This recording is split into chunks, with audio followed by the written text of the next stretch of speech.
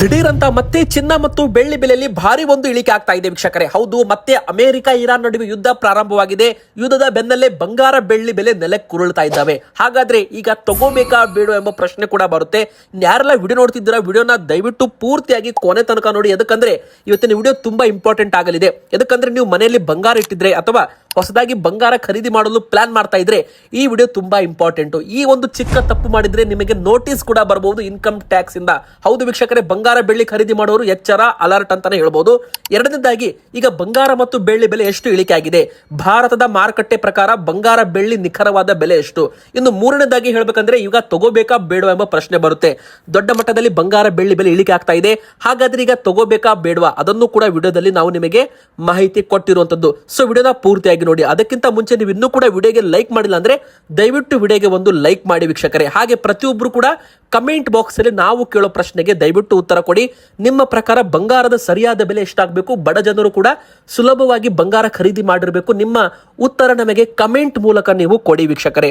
ನೋಡಿ, ಮೊದಲಿಗೆ ಹೇಳ್ಬೇಕಂದ್ರೆ ಬೆಳ್ಳಿ ಕೂಡ ಇಳಿಕೆ ಆಗ್ತಾ ಇದೆ, ಬಂಗಾರದ ಬೆಲೆ ಕೂಡ ಇಳಿಕೆ ಆಗ್ತಾ ಇದೆ. ಜಾಗತಿಕ ಮಾರ್ಕೆಟ್ ಅಲ್ಲಿ ಡಿಮ್ಯಾಂಡ್ ಕಡಿಮೆ ಆಗಿದೆ. ಮೊದಲ ಕಾರಣ, ಅಮೆರಿಕ ಮತ್ತು ಇರಾನ್ ನಡುವೆ ಯುದ್ಧ ಪ್ರಾರಂಭವಾಗಿರೋದ್ರಿಂದ ಕಚ್ಚಾ ತೈಲಗಳ ಬೆಲೆ ಏರಿಕೆ ಆಗ್ತಾ ಇದೆ. ಯಾವಾಗ ಕಚ್ಚಾ ತೈಲಗಳ ಬೆಲೆ ಏರಿಕೆ ಆಗುತ್ತೆ, ಅಮೆರಿಕನ್ ಡಾಲರ್ ಕೂಡ ಬಲವಾಗುತ್ತೆ. ಅಂದ್ರೆ ಕಚ್ಚಾ ತೈಲ ಟ್ರೇಡ್ ಆಗೋದು ಅಂದ್ರೆ ಮಾರಾಟವಾಗೋದು ಡಾಲರ್ಸ್ ಅಲ್ಲಿ, ಅಮೆರಿಕನ್ ಡಾಲರ್ ಅಲ್ಲಿ. ಯಾವಾಗ ಅಮೆರಿಕದ ಡಾಲರ್ ಬಲವಾಗುತ್ತೆ ಅವಾಗ ಭಾರತದ ಒಂದು ಬಂಗಾರ ಮತ್ತು ಬೆಳ್ಳಿ ಬೆಲೆ, ಕೇವಲ ಭಾರತದಲ್ಲಿ ಮಾತ್ರ ಅಲ್ಲ, ಇಂಟರ್ನ್ಯಾಷನಲ್ ಲೆವೆಲ್ ಅಲ್ಲಿ ಬಂಗಾರ ಬೆಳ್ಳಿಯಲ್ಲಿ ಹೂಡಿಕೆದಾರರ ಸಂಖ್ಯೆ ಕಡಿಮೆ ಆಗುತ್ತಂತೆ. ಹೀಗಾಗಿ ಇದರದ್ದು ಬೆಲೆ ಇನ್ನಷ್ಟು ಇಳಿಕೆ ಆಗುತ್ತೆ ಅಂತ ತಜ್ಞರು ಲೆಕ್ಕಾಚಾರ ಮಾಡಿರುವಂತದ್ದು. ಹಾಗಾದ್ರೆ ನಾವು ನಿಮಗೆ ವಿತ್ ಚಾರ್ಟ್ ಮೂಲಕ ಎಕ್ಸ್ಪ್ಲೇನ್ ಮಾಡ್ತೇವೆ. ಈಗ ತುಂಬಾ ಇಂಪಾರ್ಟೆಂಟ್ ಒಂದು ಲೆವೆಲ್ ಇದೆ. ಅಂದ್ರೆ ನೋಡಿ, ಬೆಳ್ಳಿ ಯಾವಾಗ ಇಳಿಕೆ ಆಗಿದೆ ಅವಾಗ ಬಂಗಾರದ ಬೆಲೆ ಕೂಡ ಇಳಿಕೆ ಆಗಿದೆ. ವಿತ್ ಸಾಕ್ಷಿ ಸಮೇತ ನೀವು ಚಾರ್ಟ್ ಕೂಡ ನೋಡ್ತಿರ್ಬೋದು. ಇದು ಮಲ್ಟಿ ಕಾಮೊಡಿಟಿ ಎಕ್ಸ್ಚೇಂಜಿನ ಬೆಳ್ಳಿಯ ಒಂದು ಚಾರ್ಟ್ ಅಂತಾನೆ ಹೇಳ್ಬೋದು ವೀಕ್ಷಕರೇ. ಇಲ್ಲಿ ನಾವು ನಿಮಗೆ ಒಂದು ತಿಂಗಳಲ್ಲಿ ಲೆಕ್ಕಾಚಾರ ಮಾಡಿದ್ರೆ ಬರೋಬ್ಬರಿ ಬೆಳ್ಳಿ ಬೆಲೆ 15,000 ರಿಂದ 18,000 ರೂಪಾಯಿಷ್ಟು ಕುಸಿತ ಕಂಡಿತ್ತು. ಅಂದ್ರೆ ದೊಡ್ಡ ಮಟ್ಟದಲ್ಲಿ ಇಳಿಕೆ ಅಂತ ಹೇಳ್ಬೋದು. ಕೇವಲ ಒಂದು ತಿಂಗಳಲ್ಲಿ ದೊಡ್ಡ ಮಟ್ಟದಲ್ಲಿ ಕುಸಿತ ಕಂಡಿದೆ. ಅದೇ ನಾವು ಒಂದು ವರ್ಷದಲ್ಲಿ ಲೆಕ್ಕ ಮಾಡಿದ್ರೆ 3 ಲಕ್ಷ ರೂಪಾಯಿ ತನಕ ಹೋಗಿದ್ದ ಬೆಳ್ಳಿ ಈಗ ಬರೋಬ್ಬರಿ 1,10,000 ರೂಪಾಯಿ ಕುಸಿತ ಕಂಡಿದೆ. ಅಂದ್ರೆ 3,10,000 ರೂಪಾಯಿಂದ ಈಗ 2,22,000 ರೂಪಾಯಿ ಅಂತ ಟ್ರೇಡಿಂಗ್ ಆಗ್ತಾ ಇದೆ ಬೆಳ್ಳಿ ಮಾರ್ಕೆಟ್ ಅಲ್ಲಿ. ಅಂದ್ರೆ ನೀವೇ ಲೆಕ್ಕಾಚಾರ ಮಾಡಿ, 1,10,000 ರೂಪಾಯಿ ದೊಡ್ಡ ಮಟ್ಟದ ಕುಸಿತ. ಅಂದ್ರೆ ಈ ಒಂದು ಜೋನ್ ಇದೆಯಲ್ಲ, 2,80,000, 3 ಲಕ್ಷ, ಈ ಒಂದು ಜೋನ್ ತುಂಬಾ ತುಂಬಾ ಇಂಪಾರ್ಟೆಂಟ್ ಒಂದು ರೆಸಿಸ್ಟೆನ್ಸ್ ಅಂತ ಹೇಳ್ಬೋದು. ಬೆಲೆ ಒಂದು ವೇಳೆ ಮತ್ತೆ ಇಲ್ಲಿಗೆ ಬಂತು ಅಂದ್ರೆ ಮತ್ತೆ ಮಾರ್ಕೆಟ್ ಅಲ್ಲಿ ಬೈಯಿಂಗ್ ಪವರ್ ಬಂದಿದೆ ಅಂತ ಅರ್ಥ. ಆದ್ರೆ ಕಳೆದ ಒಂದು 20-30 ದಿನಗಳಿಂದ, ಅಂದ್ರೆ ಒಂದು ತಿಂಗಳಿಂದ ಬೆಲೆ 2.5 ಲಕ್ಷನೂ ಕೂಡ ದಾಟ್ತಾ ಇಲ್ಲ. ಅಂದ್ರೆ ಮೊದಲು 3 ಲಕ್ಷ ರೂಪಾಯಿಂದ ಬರೋಬ್ಬರಿ ಒಂದು ಬ್ರೇಕ್ ಆಗಿ 2,80,000 ರೂಪಾಯಿ ಆಗಿತ್ತು. 2,50,000 ರೂಪಾಯಿಂದ ಮತ್ತೆ 2,30,000 ರೂಪಾಯಿ ಆಯಿತು. ಈಗ 2,30,000 ರೂಪಾಯಿಂದ 2,10,000 ರೂಪಾಯಿ ಅಂತ ಟ್ರೇಡ್ ಆಗಿದೆ. 2,10,000 ರೂಪಾಯಿ ಏನು ಈ ಒಂದು ಮಾರ್ಕ್ ಮಾಡ್ತಿದ್ವಲ್ಲ ನಾವು, ಇದು ಇಂಪಾರ್ಟೆಂಟ್ ಲೆವೆಲ್ ಅಂತಾನೆ ಹೇಳ್ಬೋದು. ಒಂದು ವೇಳೆ ಇಲ್ಲಿಂದ ಬೆಲೆಗಳು ಕೆಳಗೆ ಬಂತು ಅಂದ್ರೆ ಮತ್ತೆ ಬೆಲೆ 2 ಲಕ್ಷ ರೂಪಾಯಿ ತನಕನೂ ಬರೋ ಚಾನ್ಸ್ ಇದೆ. ಅಂದ್ರೆ ಮುಂದಿನ ಬರೋ ದಿನಗಳಲ್ಲಿ ಬೆಲೆ ಮತ್ತೆ ಇಳಿಕೆ ಆಗುತ್ತೆ. ಕಳೆದ 3 ತಿಂಗಳಿಂದ ಬೆಲೆಗಳು ಇಳಿಕೆ ಆಗ್ತಾನೆ ಇದ್ದಾವೆ. ಎದಕ್ಕಂದ್ರೆ ಏರಿಕೆ ಆಗೋ ಪ್ರಮಾಣ ತುಂಬಾ ಕಡಿಮೆ ಇದೆ. ಅಂದ್ರೆ ಒಂದು ದಿನ 2 ದಿನ ಏರಿಕೆ ಆದ್ರೆ 4 ದಿನ ಬೆಲೆ ಇಳಿಕೆ ಆಗ್ತಾ ಇದೆ. ಅಂದ್ರೆ ಕಂಪೇರ್ ಮಾಡಿದ್ರೆ ಇಳಿಕೆ ಆಗ್ತಾ ಇರೋ ಸಂಖ್ಯೆನೇ ಜಾಸ್ತಿ ಇದೆ ಅಂತಾನೆ ಹೇಳ್ಬೋದು. ಇದಕ್ಕೆ ಮುಖ್ಯವಾದ ಕಾರಣವೇ ಕಚ್ಚಾ ತೈಲಗಳ ಬೆಲೆ ಏರಿಕೆ ಆಗ್ತಾ ಇದೆ. ಯಾವಾಗ ಕಚ್ಚಾ ತೈಲಗಳ ಬೆಲೆ ಏರಿಕೆ ಆಗುತ್ತೆ, ಹೂಡಿಕೆದಾರರು ಬಂಗಾರ ಬೆಳ್ಳಿಯನ್ನ ಮಾರಾಟ ಮಾಡಿ ಲಾಭವನ್ನ ಮಾಡ್ತಾರೆ. ಯಾವಾಗ ಜನರು ಹೆಚ್ಚು ಮಾರಾಟ ಮಾಡ್ತಾರೆ ಅವಾಗ ಬೆಲೆಗಳು ಇಳಿಕೆ ಆಗುತ್ತೆ. ಈಗ ಮಾರ್ಕೆಟ್ ಅಲ್ಲಿ 1 kg ಬೆಳ್ಳಿ ಬೆಲೆ 2,40,000 ರೂಪಾಯಿಗೆ ನಿಮಗೆ ಕೈಗೆ ಸಿಗುತ್ತೆ. ಅಂದ್ರೆ ಇದು ಫಿಸಿಕಲ್ ಬೆಳ್ಳಿ ಅಂತಾನೆ ಹೇಳ್ಬೋದು. ನೀವೇನಾದ್ರೂ ಆನ್ಲೈನ್ ನಲ್ಲಿ ETF ತಗೊಂತೀರಾ ಅಂದ್ರೆ ಸಿಲ್ವರ್ ETFs ಅಲ್ಲಿ ಹೂಡಿಕೆ ಮಾಡ್ತೀರಾ ಅಂದ್ರೆ ಬೆಲೆ 2,22,000 ಪ್ಲಸ್ 3% GST ಅಂತಾನೆ ಹೇಳ್ಬೋದು. ನೋಡಿ ವೀಕ್ಷಕರೇ, ಮೇ ತಿಂಗಳಲ್ಲಿ 2,80,000 3 ಲಕ್ಷ ರೂಪಾಯಿ ಇದ್ದ ಬೆಳ್ಳಿ ಈಗ 2,40,000 ರೂಪಾಯಿ ಇದೆ. ಅಂದ್ರೆ ನೀವು ಲೆಕ್ಕಾಚಾರ ಮಾಡಬಹುದು, ಬರೋಬ್ಬರಿ 60,000 ರಿಂದ 70,000 ರೂಪಾಯಿ ಬೆಲೆ ಕುಸಿತ ಕಂಡಿದೆ. ಆದ್ರೆ ಹೋದ ವರ್ಷ ಬೆಳ್ಳಿ ಬೆಲೆ 1 kgಗೆ 1 ಲಕ್ಷ ರೂಪಾಯಿ ಇತ್ತು. ಈ ವರ್ಷ 2,20,000 ರೂಪಾಯಿ, ಆಲ್ಮೋಸ್ಟ್ ಡಬಲ್ ಅಂತಾನೆ ಹೇಳ್ಬೋದು. ಯಾರೆಲ್ಲ 1 ಲಕ್ಷ ರೂಪಾಯಿ ಅವಾಗ ಹೂಡಿಕೆ ಮಾಡಿದ್ರಲ್ಲ ಅವರಿಗೆ ಬೆಳ್ಳಿ 1,20,000 ಲಾಭ ಕೊಟ್ಟಿದೆ. ಆದ್ರೆ ಬಂಗಾರ ಅವಾಗ್ಲೂ ಕೂಡ 1 ಲಕ್ಷನ ಇತ್ತು. ಅಂದ್ರೆ ಬೆಳ್ಳಿ ಬಂಗಾರ ಎರಡೂ ಕೂಡ 1 ಲಕ್ಷ ರೂಪಾಯಿನೇ ಇತ್ತು ಹೋದ ವರ್ಷ. ಬೇಕಾದ್ರೆ ನೀವು ಸ್ಕ್ರೀನ್ ಮೇಲೆ ನೋಡ್ತಿರ್ಬೋದು ಚಾರ್ಟ್. ಆದ್ರೆ ಈಗ ಸದ್ಯಕ್ಕೆ ಬಂಗಾರ 1,43,000 ರೂಪಾಯಿ. ಅಂದ್ರೆ ಬಂಗಾರ ಬರೋಬ್ಬರಿ 43,000 ರೂಪಾಯಿ ಲಾಭ ಕೊಟ್ಟಿದ್ರೆ ಬೆಳ್ಳಿ 1 ಲಕ್ಷಕ್ಕೂ ಹೆಚ್ಚು ಲಾಭ ಕೊಟ್ಟಿದೆ. ಹೀಗಾಗಿ ಹೂಡಿಕೆದಾರರಿಗೆ ಬೆಳ್ಳಿ ಹೆಚ್ಚು ಆಕರ್ಷಣೆ ಮಾಡಿದೆ. ಹೀಗಾಗಿ ಬಂಗಾರದಲ್ಲಿ ಟ್ರೇಡಿಂಗ್ ಕಡಿಮೆ ಆಗಿದೆ. ಯಾವಾಗ ಟ್ರೇಡಿಂಗ್ ಕಡಿಮೆ ಆಗುತ್ತೆ ಅಂದ್ರೆ ಬೈಯಿಂಗ್ ಕಡಿಮೆ ಆಗುತ್ತೆ, ಅವಾಗ ಬೆಲೆಗಳು ದೊಡ್ಡ ಮಟ್ಟದಲ್ಲಿ ಕುಸಿಯುವ ಸಾಧ್ಯತೆ ಇರುತ್ತೆ ವೀಕ್ಷಕರೇ. ಇದು ತಜ್ಞರು ಹೇಳಿರೋ ಮಾತಂತಾನೆ ಹೇಳ್ಬೋದು. ನೋಡಿ, ಈಗ 1,60,000 ರೂಪಾಯಿಂದ 1,43,000 ರೂಪಾಯಿ ಬಂದಿದೆ. ಅಂದ್ರೆ ಹತ್ತತ್ರ 17-18 ರೂಪಾಯಿ ಅಷ್ಟು ಬೆಲೆಯಲ್ಲಿ ಇಳಿಕೆ ಆಗಿದೆ. ಇಲ್ಲೂ ಕೂಡ ನಾವು ನಿಮಗೆ ಚಾರ್ಟ್ ಅಲ್ಲಿ ತೋರಿಸ್ತಾ ಇದ್ದೇವೆ 1,60,000 ರೂಪಾಯಿ ಸ್ಟ್ರಾಂಗ್ ರೆಸಿಸ್ಟೆನ್ಸ್ ಇದೆ. 1,55,000 ಏನಿದೆ ನೋಡಿ, ಇದು ಸ್ಟ್ರಾಂಗ್ ಸಪೋರ್ಟ್ ಇದೆ. ಯಾವಾಗ ಈ ಒಂದು ರೆಕಾರ್ಡ್ ಬ್ರೇಕ್ ಆಗುತ್ತೆ, 1,50,000 ರೂಪಾಯಿದು ಬ್ರೇಕ್ ಆಗಿದೆ, ಅವಾಗ ಬೆಲೆ 1,50,000 ರೂಪಾಯಿಗೆ ಬಂದು ನಿಂತಿದೆ. ಮತ್ತೆ ಬೆಲೆ ಅಲ್ಲಿಂದ ಕೆಳಗೆ ಬಂದು 1,45,000, ಮತ್ತೆ ಅಲ್ಲಿಂದ 1,40,000. ಇಲ್ಲಿ ಅಬ್ಸರ್ವ್ ಏನಪ್ಪಾ ಅಂದ್ರೆ ಪ್ರತಿ 12-13 ದಿನಕ್ಕೆ ಬೆಲೆಗಳು 5,000 ರೂಪಾಯಿ ಅಷ್ಟು ಇಳಿಕೆ ಆಗಿದೆ. ಅಂದ್ರೆ 12-13 ದಿನದಲ್ಲಿ ಬೆಲೆಗಳು 5,000-6,000 ರೂಪಾಯಿ ಅಷ್ಟು ಕುಸಿತ ಇಲ್ಲಿ ಕಂಡಿರುವಂತದ್ದು. ನೋಡಿ ವೀಕ್ಷಕರು, ಬೇಕಾದ್ರೆ ನೀವು ಲೈವ್ ಆಗಿ ಸ್ಕ್ರೀನ್ ನೋಡ್ತಿರ್ಬೋದು. ಈಗ ಮುಂದಿನ 12-13 ದಿನದಲ್ಲಿ ಮತ್ತೆ 5,000 ಇಳಿಕೆ ಆದ್ರೆ 1,35,000 ರೂಪಾಯಿ ತನಕನೂ ಬೆಲೆಗಳು ಬರಬಹುದು ಅಂತಾನೆ ಹೇಳ್ಬಹುದು ವೀಕ್ಷಕರೇ. ಅಂದ್ರೆ ಟೋಟಲ್ ಆಗಿ ಹೇಳ್ಬೇಕಂದ್ರೆ 18,000 ರೂಪಾಯಿ ಇಲ್ಲಿವರೆಗೂ ಇಳಿಕೆ ಆಗಿದೆ. 1,35,000 ರೂಪಾಯಿ ತನಕ ಬೆಲೆ ಮತ್ತೊಮ್ಮೆ ಬರಬೇಕಂದ್ರೆ ಅಮೆರಿಕನ್ ಡಾಲರ್ ಬಲವಾಗಬೇಕು. ಯಾವಾಗ ಡಾಲರ್ ಸ್ಟ್ರಾಂಗ್ ಆಗುತ್ತೆ ಅವಾಗ ಬಂಗಾರದ ಬೆಲೆ ಇಳಿಕೆ ಆಗುತ್ತೆ ಅಂತಾನು ಕೂಡ ಇಲ್ಲಿ ಹೇಳ್ಬಹುದು ವೀಕ್ಷಕರೇ. ಕಚ್ಚಾ ತೈಲ ಬೆಲೆ ಕೂಡ ಏರಿಕೆ ಆಗೋ ಸಾಧ್ಯತೆ ಇದೆ. ಅಮೆರಿಕ ಇರಾನ್ ನಡುವೆ ಯುದ್ಧ ಮತ್ತೆ ಪ್ರಾರಂಭವಾಗ್ತಾ ಇದೆ. ಈಗ ಬಂಗಾರ ಖರೀದಿ ಮಾಡೋರು ಯಾವ ತಪ್ಪು ಮಾಡಬಾರ್ದು ನೋಡಿ ವೀಕ್ಷಕರೇ. ನೀವು ಖರೀದಿ ಮಾಡುವಾಗ 2 ಲಕ್ಷ ರೂಪಾಯಿಗಿಂತ ಹೆಚ್ಚಿನ ಬಂಗಾರ ನೀವು ಖರೀದಿ ಮಾಡ್ತಿದ್ದೀರಾ ಅಂದ್ರೆ ಕಡ್ಡಾಯವಾಗಿ ನೀವು ಹಣವನ್ನ ಆನ್ಲೈನ್ ಮೂಲಕ ಟ್ರಾನ್ಸ್ಫರ್ ಮಾಡಬೇಕು. ಅಂದ್ರೆ ಆನ್ಲೈನ್ ಮೂಲಕ ಅಂದ್ರೆ ಬ್ಯಾಂಕ್ ಟ್ರಾನ್ಸ್ಫರ್ ಮಾಡಬಹುದು, ಅಥವಾ ನೀವು ಅವರಿಗೆ ಆನ್ಲೈನ್ UPI ಮೂಲಕ ಪೇಮೆಂಟ್ ಮಾಡಬಹುದು.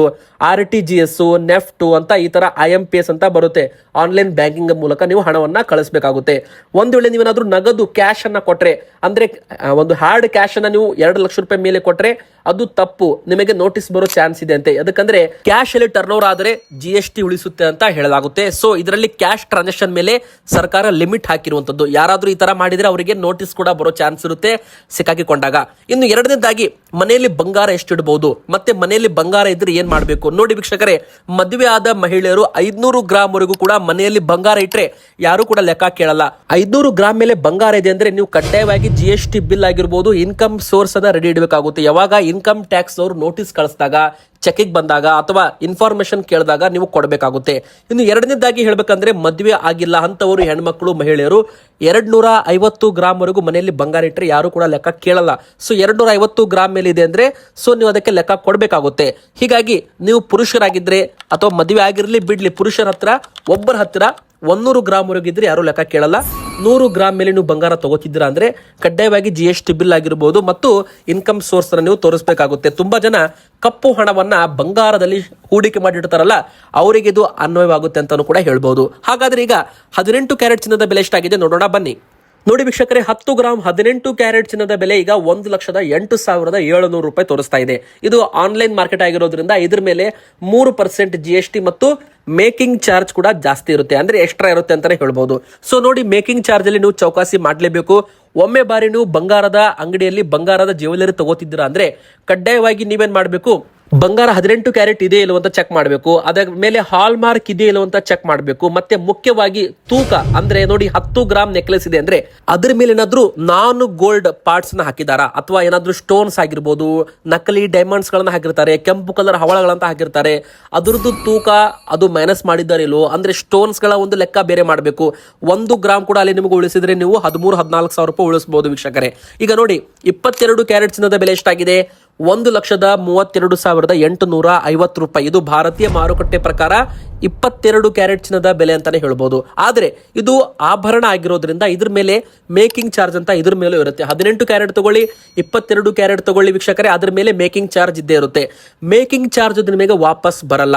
ನೋಡಿ, ಒಂದು ಗಟ್ಟಿ ಬಂಗಾರವನ್ನ ಕರಗಿಸಿ ಅದಕ್ಕೆ ಒಂದು ಮೋಡ್ ಕೊಟ್ಟು ಈ ತರ ಒಂದು ರೆಡಿ ಮಾಡಬೇಕು ಆರ್ನಮೆಂಟ್ಸ್ ಅಂದ್ರೆ ಅದಕ್ಕೆ ಚಾರ್ಜ್ ಅಂತ ತಗೋತಾರೆ. ಅದು 5%, 10% ಅಂತ ವ್ಯಾಲ್ಯೂಯೇಷನ್ ಮಾಡ್ತಾರೆ. ಸೊ ನೀವು ಏನಾದ್ರೂ ಹೂಡಿಕೆ ಮಾಡಬೇಕು ಅಂತ ಪ್ಲಾನ್ ಮಾಡಿದ್ರೆ, ಅಂದ್ರೆ ಲಾಂಗ್ ಟರ್ಮ್ ಅಲ್ಲಿ ಹಣವನ್ನು ಹೂಡಿಕೆ ಮಾಡಬೇಕು, ಲಾಭ ಮಾಡಬೇಕು ಅಂತ ಪ್ಲಾನ್ ಮಾಡಿದ್ರೆ ನೀವು ಆಭರಣ ತಗೋಬಾರ್ದು, ನೀವು ಗಟ್ಟಿ ಬಂಗಾರ ತಗೋಬೇಕು ವೀಕ್ಷಕರೇ. ಆಭರಣ ತಗೊಂಡು ನೀವು ಮರುದಿನ ವಾಪಸ್ ಮಾರಾಟ ಮಾಡ್ತೀರಾ ಅಂದ್ರೆ ನೀವು ಏನಾದ್ರು ಆಭರಣಕ್ಕೆ ಮೇಕಿಂಗ್ ಚಾರ್ಜ್ ಕೊಟ್ಟಿರ್ತೀರಾ, ಅದು ನಿಮಗೆ ವಾಪಸ್ ಬರೋದೇ ಇಲ್ಲ. ಅಂದ್ರೆ 1 ಲಕ್ಷ ರೂಪಾಯಿಗೆ 10% ಅಂದ್ರೆ 10,000 ರೂಪಾಯಿ ಮೇಕಿಂಗ್ ಚಾರ್ಜ್ ಆಗುತ್ತೆ. ಇವತ್ತು ನೀವು 1 ಲಕ್ಷ ರೂಪಾಯಿದು ಆಭರಣ ತಗೊಂಡು ಹೋಗಿರ್ತೀರಾ, ನಾಳೆ ಮತ್ತೆ ಮಾರಾಟ ಮಾಡ್ತೀರಾ ಅಂದ್ರೆ ನಿಮಗೆ 90,000 ಕೈ ಕೊಡ್ತಾರೆ. 10,000 ರೂಪಾಯಿ ಅದು ವಾಪಸ್ ಬರಲ್ಲ, ಮೇಕಿಂಗ್ ಚಾರ್ಜ್ ಅದು ನಿಮಗೆ ವಾಪಸ್ ಬರೋದೇ ಇಲ್ಲ ವೀಕ್ಷಕರ, ಅದು ನಿಮಗೆ ನೆನಪಿರಲಿ. ಇನ್ನು ಎರಡನೇದಾಗಿ ಲಾಂಗ್ ಟರ್ಮ್ ಹೂಡಿಕೆದಾರರ, ಶಾರ್ಟ್ ಟರ್ಮ್ ಹೂಡಿಕೆದಾರರ, ನೀವು ಅದು ಮೊದಲು ತಿಳ್ಕೊಳ್ಳಿ. ನೀವೇನಾದ್ರೂ ಬಂಗಾರದಲ್ಲಿ ಹಣವನ್ನ ಲಾಭ ಮಾಡಬೇಕು, ಬೆಳ್ಳಿಯಲ್ಲಿ ಹಣ ಹೂಡಿಕೆ ಮಾಡಿ ಲಾಭ ಮಾಡಬೇಕು ಅಂತ ಪ್ಲಾನ್ ಮಾಡ್ತಾ ಇದ್ರೆ ನೀವು ಪ್ಯೂರ್ ಕ್ಯಾರೆಟ್ ಅನ್ನು ತಗೋಬೇಕಾಗುತ್ತೆ. ಅಂದ್ರೆ 24 ಕ್ಯಾರೆಟ್, ಇದು 999 ಪ್ಯೂರಿಟಿ, ಅಂದ್ರೆ 99.9% ಇದರಲ್ಲಿ ಬಂಗಾರ ಇರುತ್ತೆ. 0.1% ಮಾತ್ರ ಮಿಕ್ಸ್ ಇರುತ್ತೆ ಅಂತ ಹೇಳ್ತಾರೆ. ಮತ್ತೆ ಇದ್ರ ಮೇಲೆ ಮೇಕಿಂಗ್ ಚಾರ್ಜ್ ಆಲ್ಮೋಸ್ಟ್ ಇರೋದಿಲ್ಲ. ನೋಡಿ, ಇದ್ರದ್ದು ಬೆಲೆ 1,44,930 ರೂಪಾಯಿ, ಅಂದ್ರೆ 1,45,000 ರೂಪಾಯಿ ಆಗಿದೆ. ಆದ್ರೆ 2 ತಿಂಗಳ ಹಿಂದೆ 1,60,000 ರೂಪಾಯಿ ಇತ್ತು. ಯಾವಾಗ ಕೇಂದ್ರ ಸರ್ಕಾರ ಮೇಕಿಂಗ್ ಚಾರ್ಜು 6% ಇದ್ದದ್ದು 15%ಗೆ ಏರಿಕೆ ಮಾಡಿದ್ರಲ್ಲ, ಅವಾಗ ಇದ್ರದ್ದು ಬೆಲೆ ಬರೋಬ್ಬರಿ 1,63,000 ರೂಪಾಯಿ ದಾಟಿತ್ತು. ಆದ್ರೆ ಈಗ ಮತ್ತೆ ಬೆಲೆ 1,45,000 ರೂಪಾಯಿ ಗಡಿಯತ್ತ ಬಂದಿದೆ. ಅಂದ್ರೆ ನೀವು ಲೆಕ್ಕ ಮಾಡಿ, 2 ತಿಂಗಳಲ್ಲಿ 15,000 ರಿಂದ 16,000 ರೂಪಾಯಿ ಬೆಲೆ ಇಳಿಕೆ ಆಗಿದೆ ಅಂತಾನೆ ಹೇಳ್ಬೋದು. ಹಾಗಾದ್ರೆ ಮುಂದಿನ ಬರೋ ದಿನಗಳಲ್ಲಿ ಬೆಲೆ ಇಳಿಕೆ ಆಗುತ್ತೋ ಏರಿಕೆ ಆಗುತ್ತೋ ನೋಡಿ.